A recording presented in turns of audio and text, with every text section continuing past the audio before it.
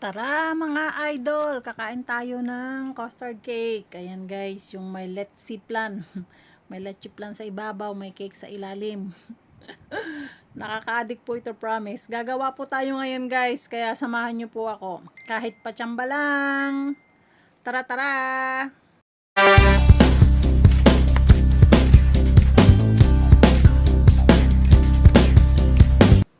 So, eto na po mga katsambang, taga-kusina. Mga laging patsambang luto kagaya ko. Bari-bari po. Guys, magluluto po tayo ng custard cake or ewan ko kung creme brulee to. Di ko man alam. Basta nakita ko lang sa YouTube at tinulad ko po. Kasi nakakatakam. Ayan guys, mag-burn tayo ng sugar. Actually, mag-caramel. Hindi po siya burn. We need to caramelize 100 grams of white sugar guys. Ayan, sundan nyo lang po yung aking ginawa kasi sinundan ko lang din po yung ginawa ng iba. Pero ang sarap po nito guys.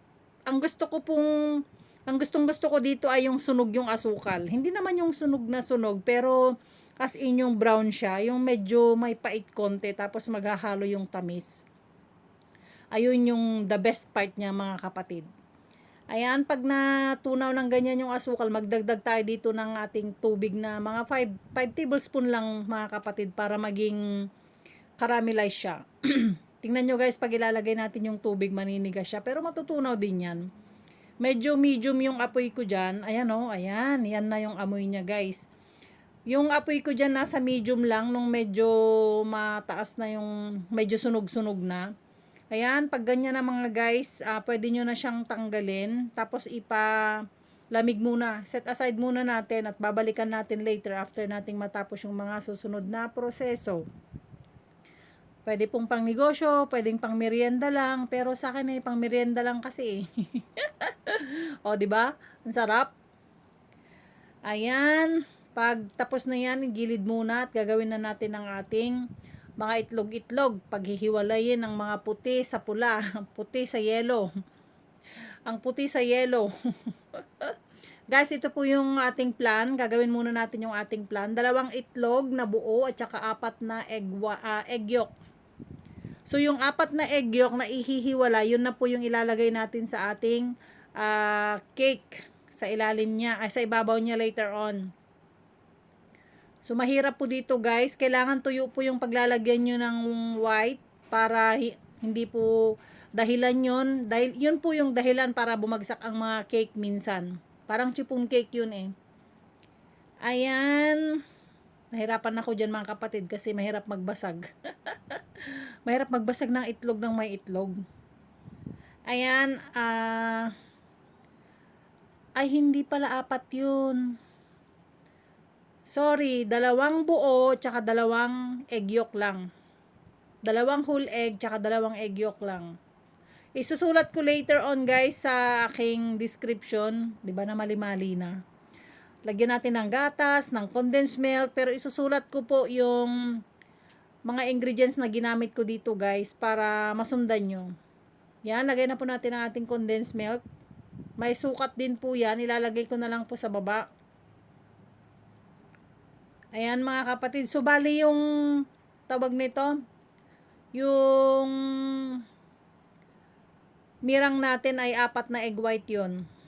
Yan, naglagay ako ng konting asin, pero wala akong vanilla dito guys, di na ako naglagay ng vanilla, pero up to you naman, pwedeng lagyan, pero mas masarap sana pag lemon, squeeze ng konting lemon juice. Ayan, halu-haluin lang guys hanggang mag-incorporate lahat. Tapos iset aside natin para gawin naman natin ang ating butter. Cake butter naman tayo. So, 2 egg yolk din dito guys. Ayan, so 2 kanina sa kabila, 2 dito. So, 4 na egg white ang ating mirang na gagawin mamaya. Ayan, hirap talaga magbitak ng itlog. 2 egg yolk po mga kapatid. 2 lang, wag nyo nang dagdagan kasi 2 lang talagang itlog. Thank you for always watching mga kapatid. Sana matuto din kayo katulad ko kasi ako'y gustong matuto mag-bake ng cake. Gusto ko talaga, mahilig din akong kumain. Kahit ako'y mataba na, ako'y kakain pa din. Pero ito nakaka-addict guys. Nakaka-addict tong cake na to, promise. Gustong-gusto ng mga amo ko. Ayan, ang tagal man ng susunod na kabanata. Maglagay tayo ng 3 tablespoon of oil. 1 olive oil. Any oil po, pwede naman. Pero yung amin olive oil kasi eh. So, I have 3 tablespoon of olive oil mixed with the egg yolk. And then, halo-haloin nyo lang mga kapatid bago natin ilagay ang ating asukal.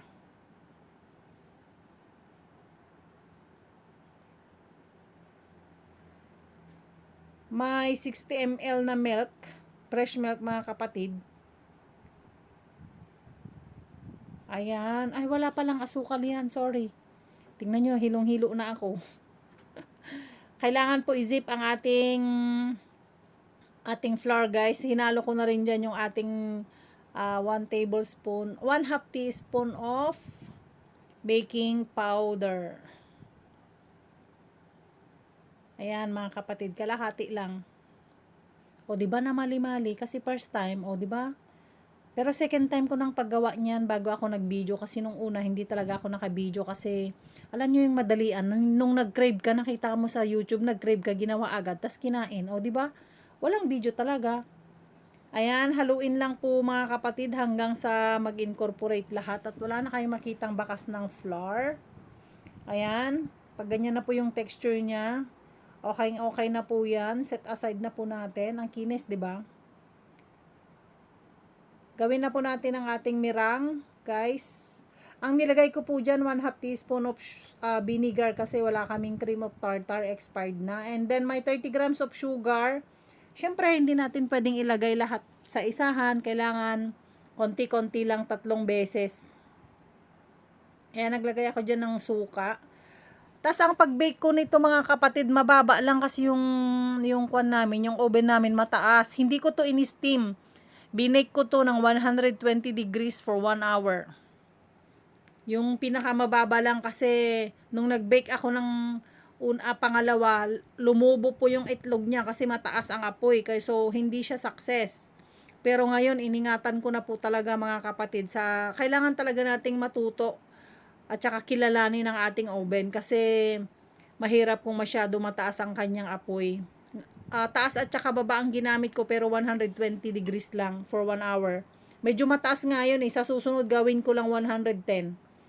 Kasi parang lumubo yung kwan ko eh, yung cake ko sa taas eh. Tapos syempre babagsak din yun after. Ayan, pag nagawa na natin ang ating mirang mga kapatid, fold and cut na natin, ihalo sa ating butter.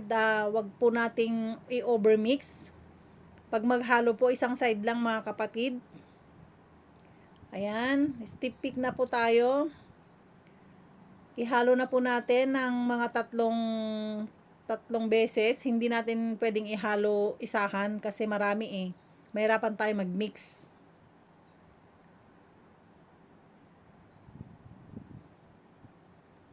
Ayan, ihalo lang ng ganyan mga kapatid. Pag wala na kayong makikitang mga puti, ilagay na po yung pangalawang beses, tas ihalo na lahat yung mga huli.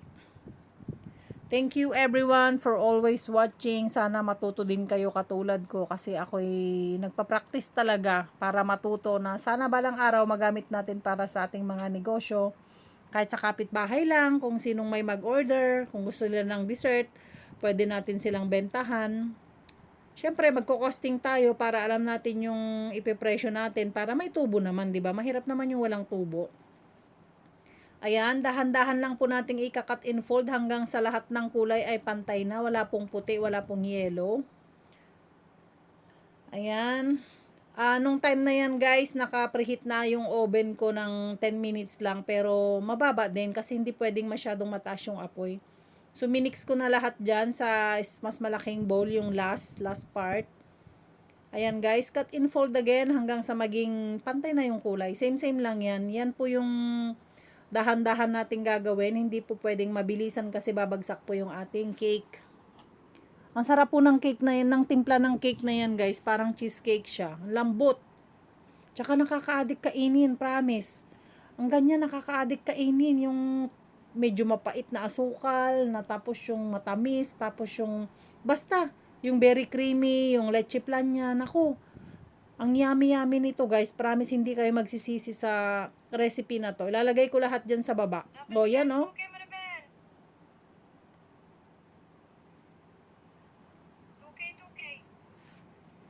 Ayan, mga kapatid.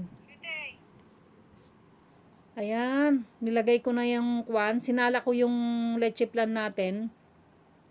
Kasi, baka may buo-buo pa. Pangit ang dating para masismooth siya. Then, dahan-dahan nating ilalagay ang ating butter, mga kapatid. Ayan, ilalagay natin dahan-dahan, paikot. Tapos, itaktak lang natin ng 3 beses para matanggal daw yung mga bula-bula. Wala siyang tawag nito. Ayan. Ready na po natin. And thank you everyone for watching until the end. Sana kayo din magawa nyo ito at may share nyo din yung video para maraming makakaalam, di ba? Masarap talaga siya, promise, nakaka-addict tong recipe na to. Ako gusto kong kumain nito, baka pwede kong maubos isang upuan lang yung kalahati. Hindi ko alam yung size ng pan ko, pero medyo malaki siya. Yan, tinaktak ko ng 3 beses. Ayan, nung tapos na siya, mga kapatid, ililipat ko, ayan o, talagang luto na siya. Nung tinusok ko sa gitna, luto na. Ayan. Paikutan ko lang ng kutsilyo guys kasi medyo dumikit. Tapos ibabaliktad na natin sa ating lagayan. Saktong-sakto yan, mga kapatid. Tingnan nyo yung kulay ha, grabe. Grabe talaga. Charan! Tabingi pa. Wow! Hindi ko na nilagay yung mga excess na sugar doon kasi masyado nang matamis. Kasi kakainin lahat ng cake yan pupunta lahat sa cake. So thank you everyone. Ako'y kakain na ulit. Pero ubos na yan sa totoo lang. Isang harapan lang namin buong pamilya ng mga amo ko, ubos na. Ayan, hanggang sa muli mga kapatid. Thank you for watching. Sana kayo din makatikim nito dahil super sarap po. Ayan grabe, ang golden brown niya, naku. Ay, naku, ang sarap niya, promise. Pahiwa nga. Siyempre, maghihiwa tayo dyan. Alangan namang hindi. Papakita ko sa inyo kung paano ko, hindi lang masyadong naipakita. Pero naghiwa talaga ako dyan. Muntik pa nahulog yung camera ko. Diba? Ang ganda. Ang solid. Thank you, everyone, for watching. Let's eat.